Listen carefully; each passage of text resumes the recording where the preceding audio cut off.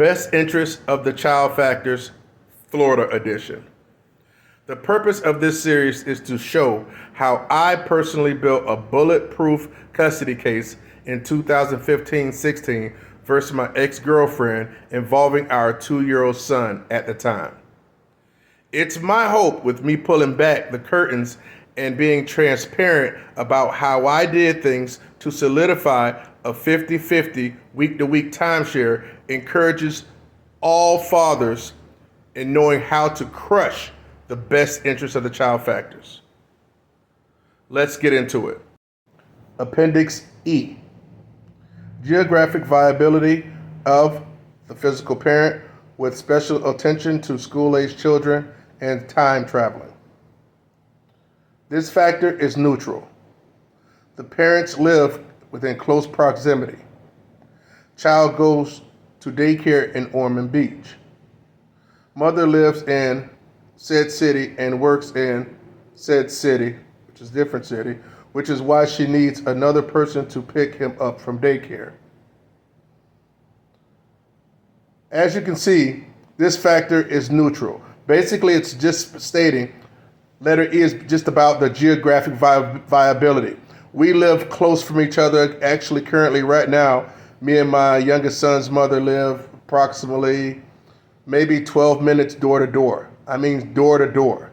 So we live fairly close to one another. Now, if one parent lived in one city and another parent lived a few counties over, or even in another state, as most fathers tend to have that happen, then that would be a factor that would be in the benefit of actually the mother, considering if she probably already had a child, so and the father's away. That's why when the new law came out, it's basically if you move within 50 miles, you can move within 50 miles, and that's deemed close enough based off the new bill as far as time sharing, Florida Bill 1301, that you move within 50 miles. It can be 49 miles.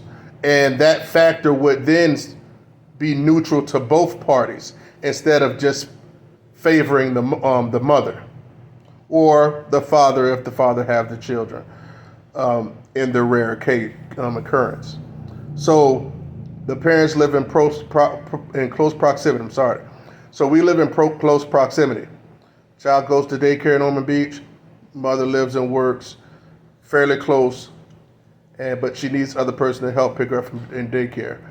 So that was back then, mind you. This was 7 years ago. Okay, this is when he was 2 years old. He's 9 now. So obviously he's not in daycare anymore. So that factor was neutral because we did live close to one another. All right. So that was a pretty open and shut factor.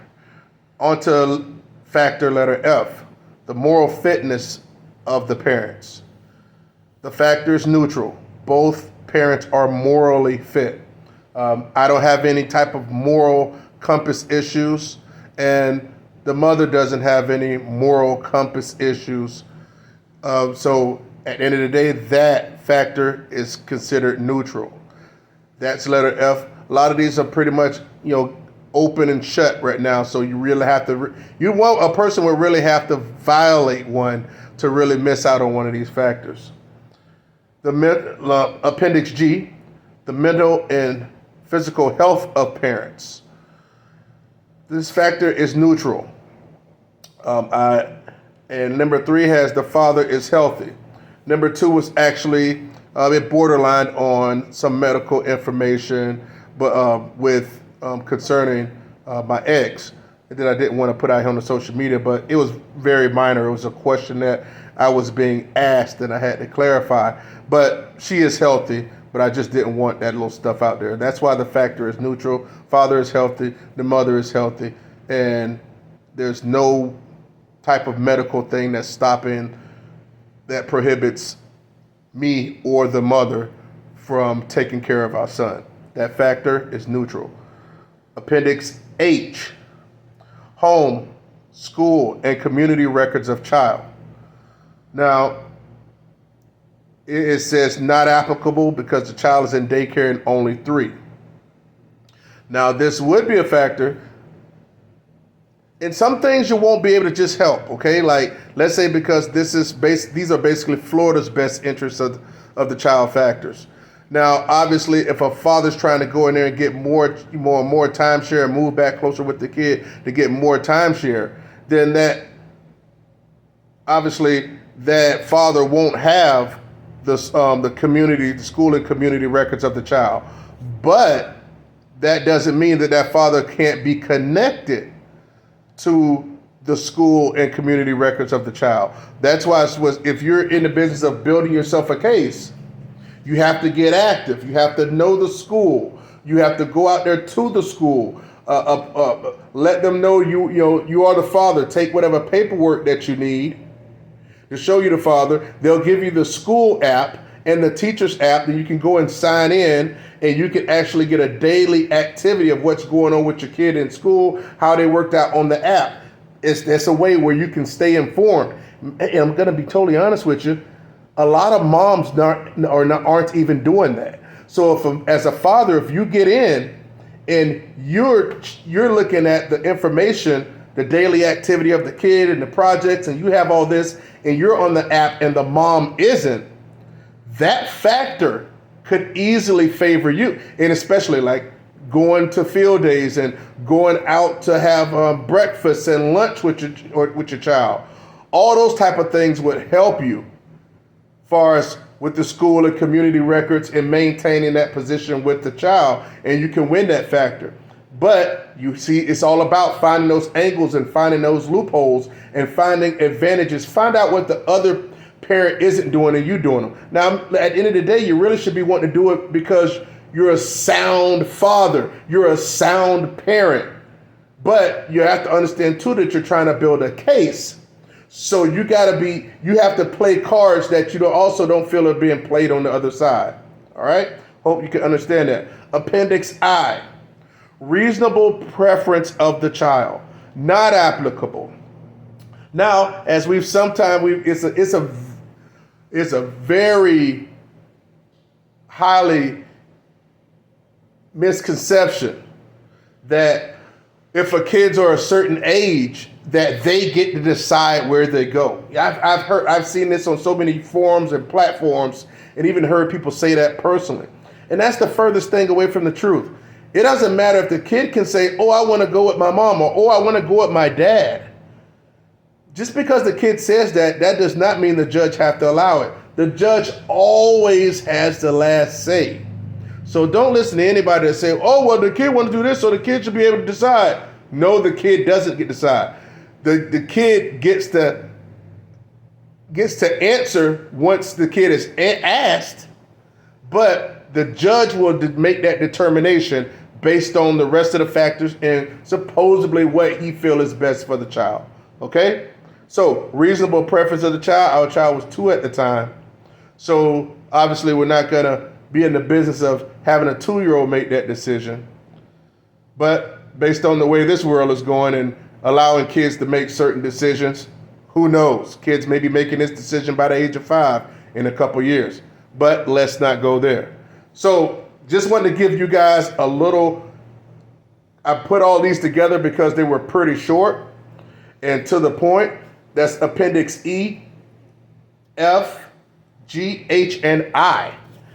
And hopefully that was pretty much to the point.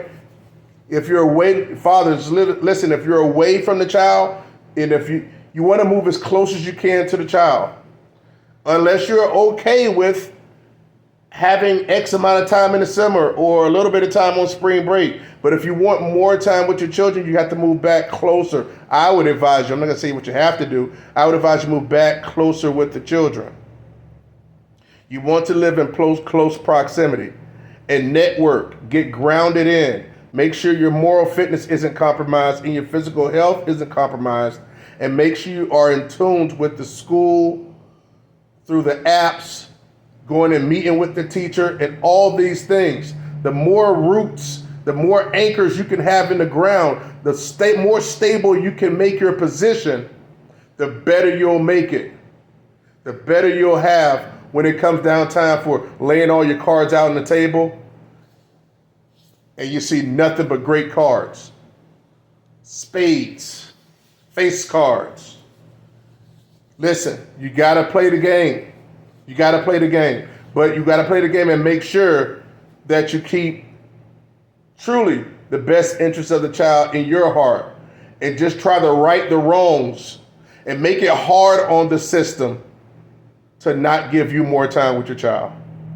All right, guys, this is a quick one today. Thank you very much. I appreciate you guys listening, and see you on the next video. But before we go, let's give a shout out to our sponsor. See you on the next video.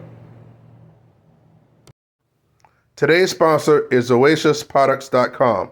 OasisProducts.com is an online natural product store that sells homemade soaps, body butters, creams, oils, and herbal supplements which address health concerns such as high blood pressure, blood sugar imbalances, men's health, and much more.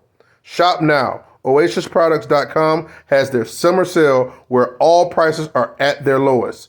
You can also support Oasis Products by following them on TikTok, YouTube, Facebook, and Instagram under Oasis. That's spelled OASAS Products. Love yourself from the inside. Get your products today.